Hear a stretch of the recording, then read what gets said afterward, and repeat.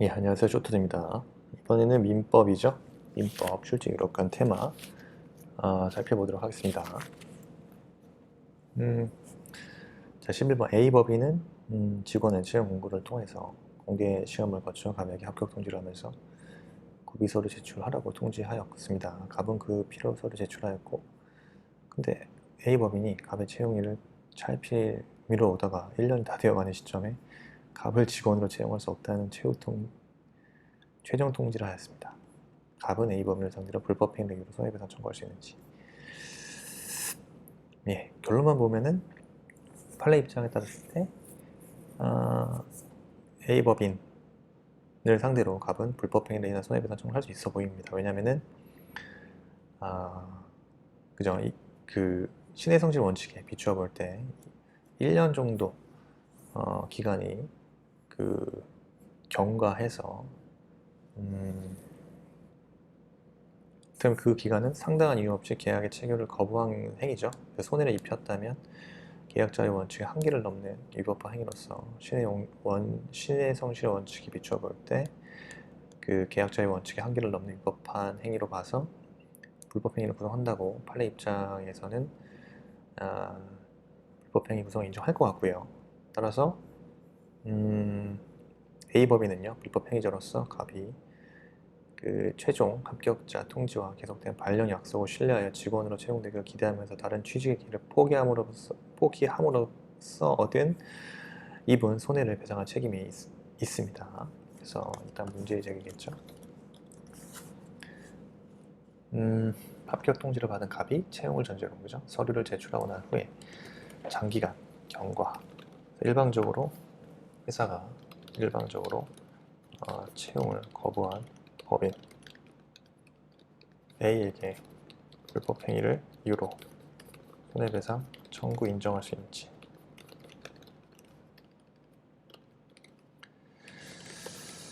그래서 2번입니다. 계약 교섭의 부당 파기에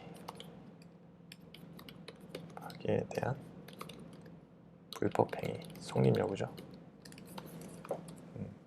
그래서 계약이 체결되기 전 단계입니다. 지금 엄밀히 따지면 계약이 체결되기 전 단계에서 계약이 체결될 것이라고 신뢰하여 상대방이 그 신뢰에 따라서 행동하였음에도 불구하고 상대방은 이유 없이 계약의 체결을 거부당한 계약 교섭의 부당 파기에 해당합니다. 그래서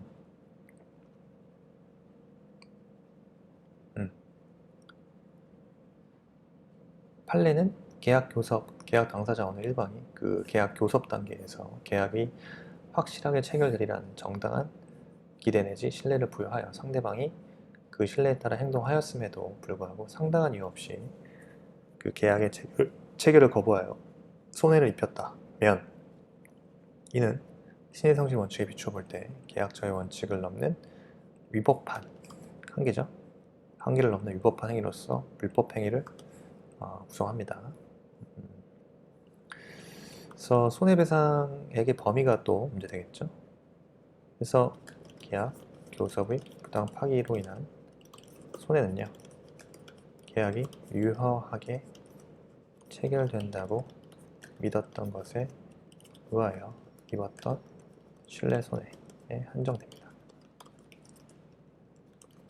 신뢰 손해 한정됩니다. 따라서 계약이 체결되었더라면 얻을 수 있었던 이행 이익을 배상을 청구할 수는 없겠죠.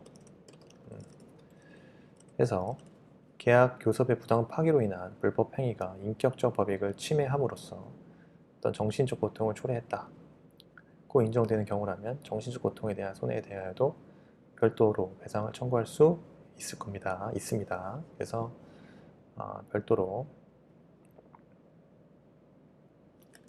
계약 교섭의 부당 파기로 인해 그 불법 행위가 인격적 어떤 법익을 침해함으로써 정신적 고통을 초래하였다면요. 초래하였다고 인정되는 경우라면 그러한 정신적 고통에 대한 손해에 대하여도 별도로 배상을 청구할 수 있습니다. 그래서 문제 해결. 판례에 따르면 A 법인을 상대로 불법행위에 의한 손해배상 청구할 수 있겠죠. 따라서 A 법인은 그 불법 행위자가 되고요. 갑이 최종 합격자 통지와 계속된 1년의 그 발령 약속을 신뢰하여 직원으로 채용되기를 하면서 다른 취지의 기회를 포기함으로써 입을 손해를 배상할 책임이 있습니다. 네, 됐죠?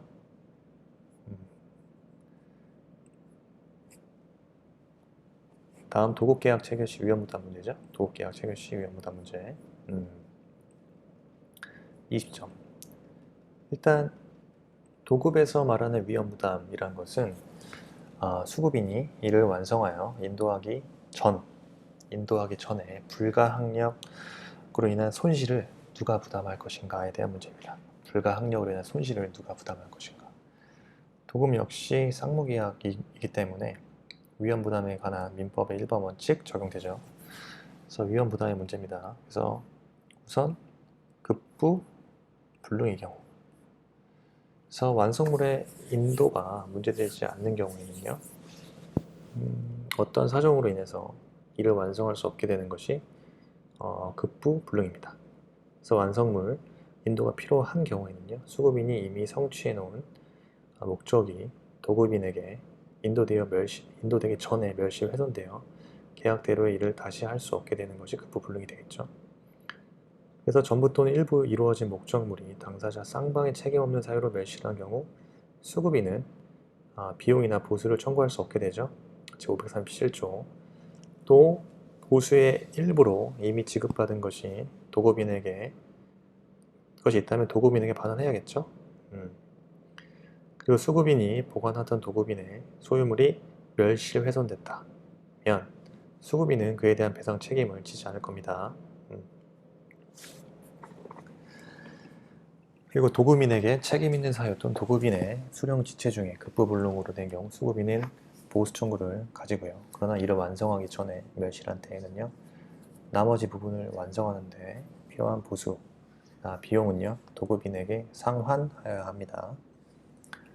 또 수급인의 책임 있는 사유로 급부불능이 된 경우 수급인은 당연히 채무불이행 책임을 지겠죠. 급부불능의 경우요, 급부 가능하다. 목적물의 멸시 훼손에도 불구하고요, 수급인이 다시 이를 완성할 수 있다면 여전히 수급인은요, 일의 완성 의무를 부담합니다. 그래서 목적물이 당사자 쌍방의 책임 없는 사유로 멸시를 한 경우 수급인은 여전히 이를 완성할 의무를 부담하고요. 다만 보수 증액을 청구하면 됩니다. 아니죠. 목적물이 당사자 쌍방의 책임 없는 사유이기 때문에 수급인은 여전히 이를 완성 의무를 부담하고 보수 증액 청구할 수 없습니다. 보수 증액은 청구할 수 없습니다. 그래서 수급인의 위험부담 문제 중요하죠. 다음에 매매계약의 완결건. 매매계약의 완결건에 대해서 약수를 하시고 의의 보겠습니다. 매매계약 완결건이란 매매의 일반 예약에 기해서 예약상의 권리자가 예약 의무자에 대하여 예약 완결의 의사 표시를 할 수 있는 권리죠. 그래서 권리자가 일방적인 의사 표시에 의하여 본 계약인 매매 계약을 성립시킨다는 점에서 일종의 형성권적인 성격을 갖고 있습니다. 성립 요건은요, 일단 예약 완결권 유효하게 성립하기 위해서는요, 그 전제가 되는 매매의 예약이 유효하게 성립돼야겠죠. 따라서 예약의 터자가 맺어질 본계약 요소가 되는 매매 목적물, 이전 방법, 매매 가액 및 지급 방법 등의 내용이 확정되어 있거나 확정될 수 있어야 됩니다. 확정되거나 확정될 수 있어야 돼. 확정되거나 확정될 수. 그래서 대항력 및 양도성입니다. 그래서 부동산 물건의 이전을 위한 예약인 경우 가등기할 수 있으며 이때는 제3자에 대하여 대항력 같습니다. 또한 예약 완결권을 양도할 수 있고요. 예약 완결권이 가등기되어 있는 경우에 가등기의 부기등기로서 가등기를 이전 등기하면 예약 완결권은 제3자에 대하여 대항할 수 있습니다. 그러나 가등기가 되어 있지 않은 경우 채권 양도 대항 요건을 갖춰야지만 예약 의무자에게 대항할 수 있습니다. 그렇죠? 다시 부동산 물권의 이전을 위한 예약인 경우 가등기 가능하죠? 이때는 제3자에 대한 대항력 같습니다. 그래서 예약 완결권은 양도할 수 있고요. 특히 예약 완결권이 가등기 되어 있는 경우 가등기, 부기등기로서 가등기를 이전 등기하면요 예약 완결권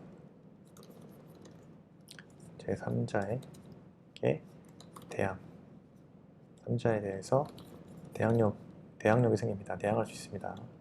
근데 가등기가 되어 있지 않은 경우는 채권 양도의 그 대항 요건을 갖추어야만이 예약 의무자에게 대항할 수 있습니다. 그래서 행사 방법입니다. 행사 방법. 자, 예약 완결권의 행사는요. 예약 완결권자가 예약 의무자에게 해야겠죠. 그래서 예약 완결권은 특별한 약정이 없으면 매수인이 갖는 것이 거래의 실정입니다. 그래서 예약 완결권이 양도된 경우에는요. 양수인에게 있습니다. 또한 예약 완결권의 상대방은 예약 의무자이므로 예약 의무자가 목적물을 제3자에게 이전한 경우에도 원칙적으로 예약 의무자에게 행사해야 합니다. 다만 예약 완결권이 가등기된 목적 부동산이 제3자에게 이전된 경우 그 가등기 의무자인 당초 예약 의무자에 대한 행사해야겠죠.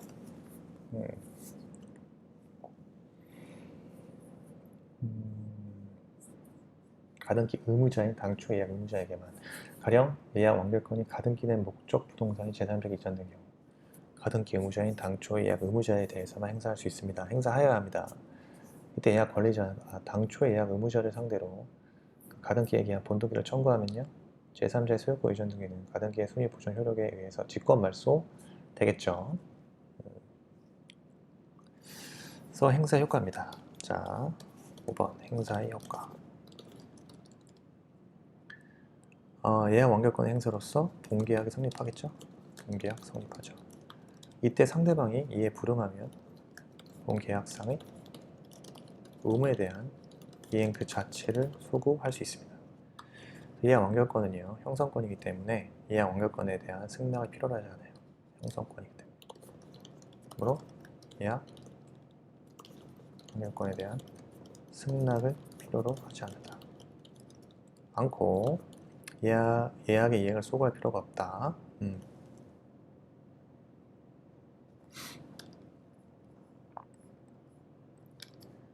그래서 예약 완결에 대한 승낙을 필요로 하지는 않는다. 예약 완결권 행사로 본계약 성립하고요. 본 계약상의 그죠? 의무에 대한 이행. 그래서 상대방이 다시 예약 완결권 행사하면요 본 계약이 성립하고요. 이때 상대방이 불응하면 본 계약상의 의무에 대한 이행 그 자체를 소구할 수 있습니다.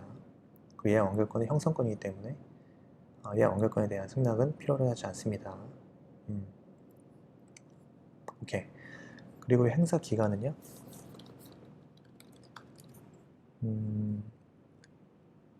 당사자 간에 약정이 있어요. 그럼 약정 기간 내겠죠. 약정 기간이 없다. 그럼 10년의 지축 기간. 당사자 없으면 10년의 지축 기간. 도가 전에 행사해야 됩니다. 특히 예약 완결권 행사의 시기에 대한 특약이 있는 경우 그 시기부터가 아니라 행사 시기에 있어서 당초 권리 발생할 일부터 10년이 경과하면 소멸합니다. 그래서 어쨌든 예약 완결권 행사 시기에 대한 특약이 있더라도 예약 완결권은요 시기로부터가 아니라 당초의 권리 발생일로부터 10년 경과하면 소멸해요. 한편 약정 기간이 없다. 예약 의무자는 상당한 기간을 정해서 상대방에게 최고할 수 있고요. 이 경우 그 기간 내에 확답을 받지 못한 때에는 그 예약의 효력은 상실합니다. 따라서 예약 완결권도 당연히 소멸하죠. 그래서 매매의 예약 완결권 정리했고요. 대항력, 양도성, 그리고 행사 방법, 행사 효과. 행사 방법은 예약 완결권자가 예약 의무자에게, 그죠? 특별한 약정이 없다면 매수인이 갖는 것이 거래의 실정이고, 예약 완결권은 그 예약 완결권이 양도됐다. 그럼 양수인에게 그 이전되겠죠. 예약 완결권은 양수인에게 있습니다. 그래서 예약 완결권의 상대방은 예약 의무자. 그죠? 예약 의무자가 목적물을 제3자에게 이전해서 원칙적으로 예약 의무자에게 행사해야 합니다. 다만 예약 완결권이 가등기 된 목적 부동산이 제3자에게 이전되는 경우 가등기 의무자인 당초 예약 의무자에 대하여만 행사해야만 합니다. 이 정도 정리하면 되겠죠?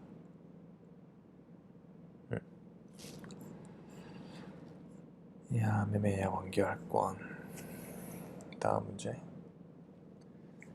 수급인 을은 자신의 주요 부분의 재료를 공급하기로 하고 가압의 엑스토지 위에 7층 건물을 신축하기 위해 공사 기간 1년, 공사 대금 50억, 공사 도급 계약 체결한 경우 완공된 상가 건물 소유가 누구에게 소속되었는가? 때는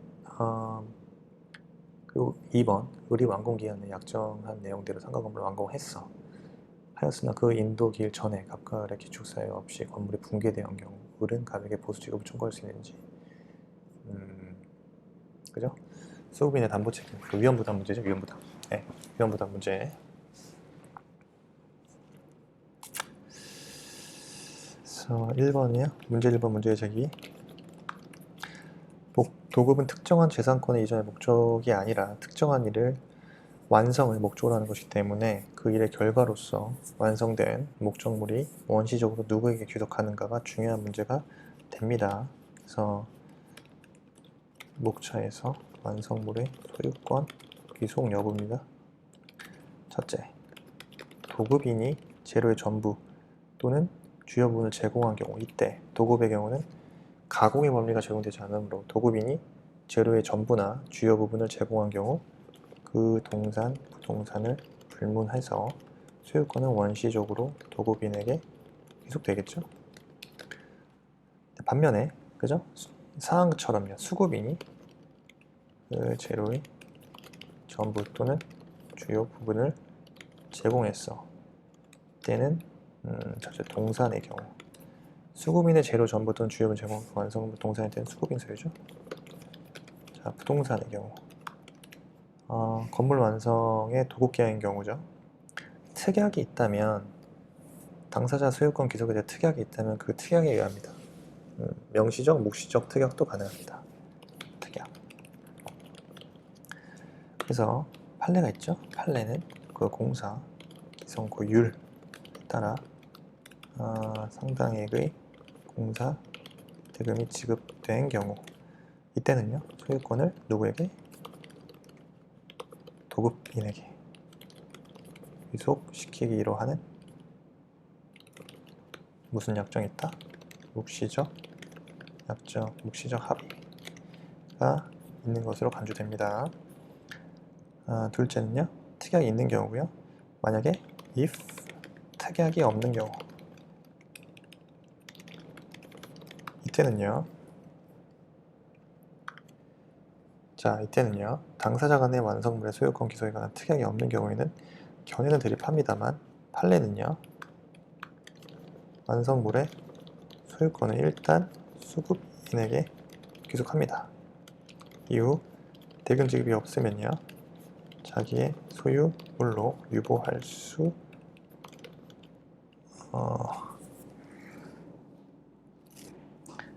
일단 수급을 귀속하고 이후 대금 지급이 없으면 자기 소유물로 유보할 수 있다는 태도죠.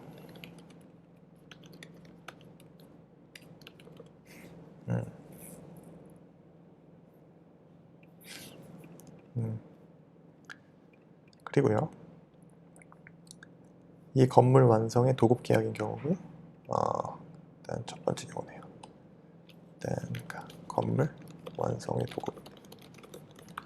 그다음에 채무담보를 목적으로 법률행위에 의한 담보물권 설정이죠. 이건 채무담보를 목적으로 한 경우 판례에 따르면 대내적 소유권은 건축자인 채무자가 신축 건물을 원시취득하고 담보 목적의 범위 내에서만 채권자에게 그 소유권을 이전합니다. 네, 그렇고요. 어쨌든 중요한 거는 이렇습니다. 그래서 문제 해결. 당사자 특약이 있으면 특약에 따라 소유권이 귀속됩니다. 근데 지금 사안에서 특약은 없어 보이죠? 그래서 소유권 귀속에 관한 당사자 특약이 없는 경우, 그죠? 수급인율이 완성된 상가 건물의 소유권 원시취득합니다.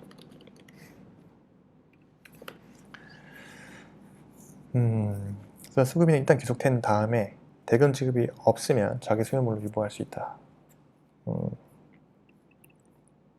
즉 도급인이 대금 지급을 완납할 때까지 수급인에게 소유권이 귀속됩니다. 또 원시취득이요, 원시취득. 네, 문제 1번 같은 경우 그렇고요. 문제 2번. 자, 이때는 뭐가 문제입니까? 자, 문제의 제기죠. 도급에서 위험부담. 도급에서 위험부담. 그래서 수급인이, 이 문제는 또 위험부담의 문제는요. 수급인이 이를 완성하여 인도하기 전에 불가항력으로 인한 손실을 누가 부담할 것인가? 이거죠? 역시 도급도 쌍무계약이기 때문에 민법상 위험부담에 관한 일반 원칙 적용되죠. 그래서 위험부담의 문제 검토해야겠죠. 급부 불능과 급부 가능의 경우로 나눴죠. 그래서 사안의 해결. 그래서 살펴본 것처럼 급부가 불능인 경우, 그 완성물의 인도가 문제되지 않는 경우에는요, 어떤 사정으로 인해서 이를 완성할 수 없게 되는 것이 급부 불능이죠. 물론 목적물의 인도가 필요한 경우, 완성물의 인도가 필요한 경우에는요, 수급인이 이미 성취해 놓은 목적이 도급인에게 인도되기 전에 멸시 훼손되어 계약되어 이를 다시 할 수 없게 되는 것이 급부 불능입니다. 그리고요, 537조 전부 또는 일부 이루어진 목적물이 당사자 책임 없는 사유로 멸실된 경우 수급인은 비용이나 보수 청구할 수 없고요. 그렇죠? 수급인의 보수 청구권 상실되죠. 네, 보수의 일부로 이미 지급받은 것은 도급인에게 반환. 것은 반환하죠. 이 경우 수급인이 보관하던 도급인의 소유물이 멸시 훼손된 경우 수급인은 그에 대한 배상 책임 지나요? 이 경우 수급인이 그에 대한 배상 책임 지나요? 그러니까 수급인이 보관하던 소유물이 멸시 훼손, 이때는요 수급인은 그에 대한 배상 책임 지지 않습니다.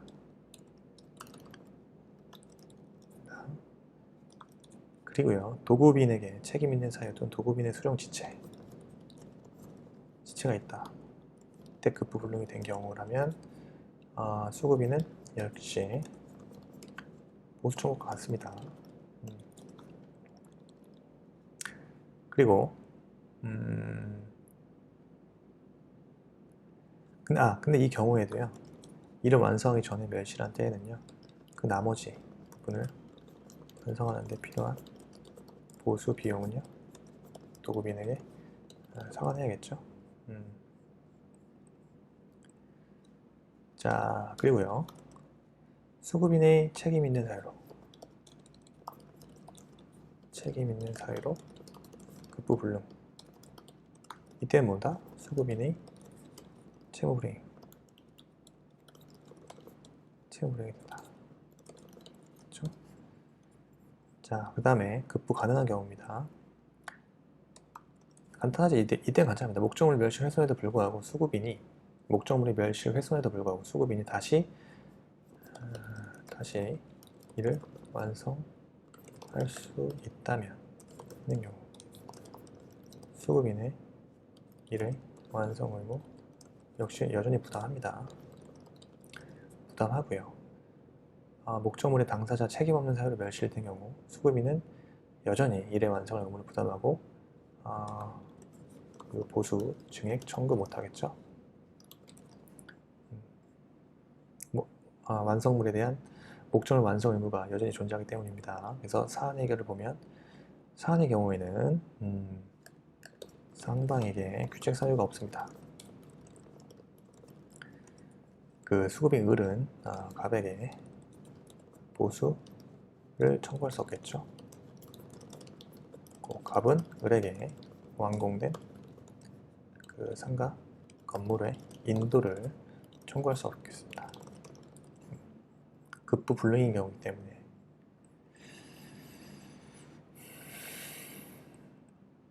네.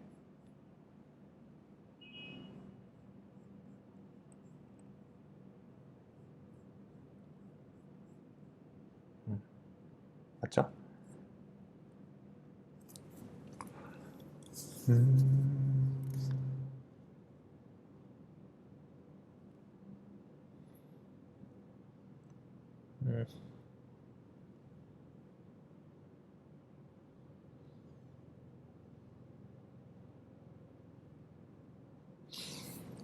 네, 했습니다. 도급인도 을에게 완공된 상가 건물의 인도를 청구할 수 없다. 네. 자, 볼까요? 한 문제만 더 볼까요? 우수현상 광고 단문. 우수현상 광고. 자, 의로 보겠습니다. 1번. 의. 우수현상 광고라는 것은 그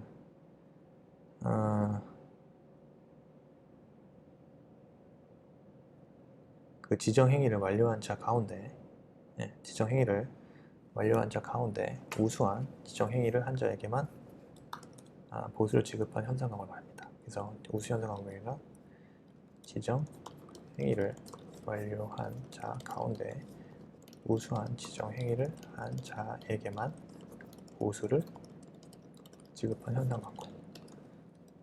우수한 지정행위를 한 자에게만 보수를 지급한 현상 광고를 말하고요. 자, 요건이 있죠. 그래서 5가지입니다. 첫째, 지정행위가 경합적이고 우열의 비교가 가능한 것이어야 한다. 그래서 우수현상 광고를 이용하는 행위는 여러 사람이 독립하여 완료할 수 있는 것이어야만 하고요.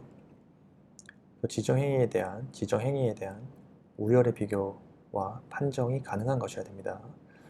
그리고 둘째, 현상 광고의 우수자에게만 보수를 지급한다는 점이 명시되어 있어야 합니다.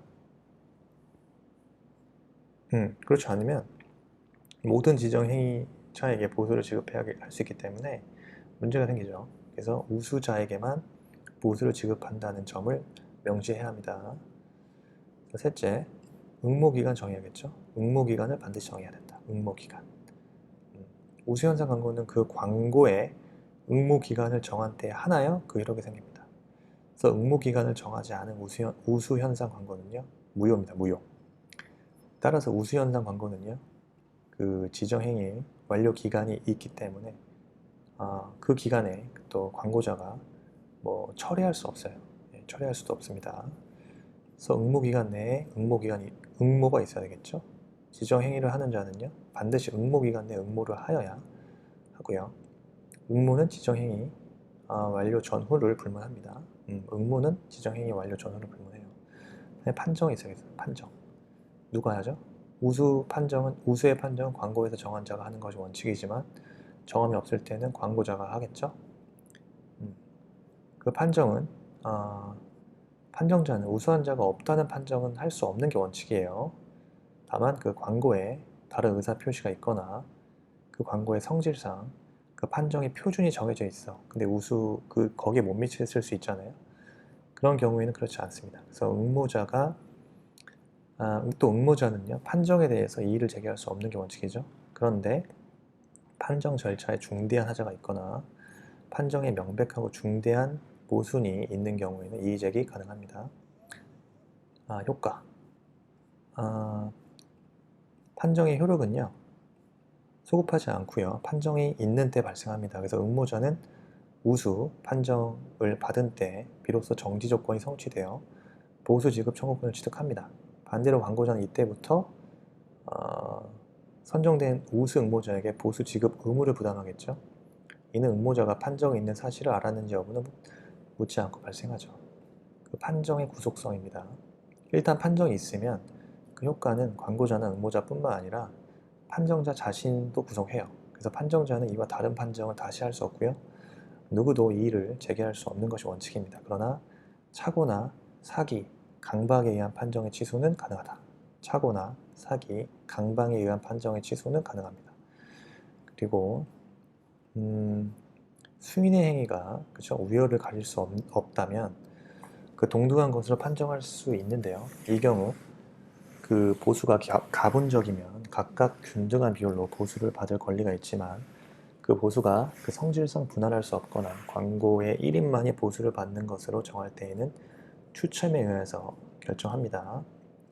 그래서 응모물은요, 응모자가 광고자에게 제출한 작품 등에 대한 권리는 광고와는 별도예요. 그래서 당사자 간에 특별한 합의가 없는 한 응모자에 대한 권리는요, 원칙적으로 응모한 자에게 있습니다. 응모자에게 있습니다. 네, 일단 1세트 봤고요. 또 나머지 2, 3세트 진행하도록 하겠습니다. 남은 기간 동안에도 쇼터대 하세요. 감사합니다.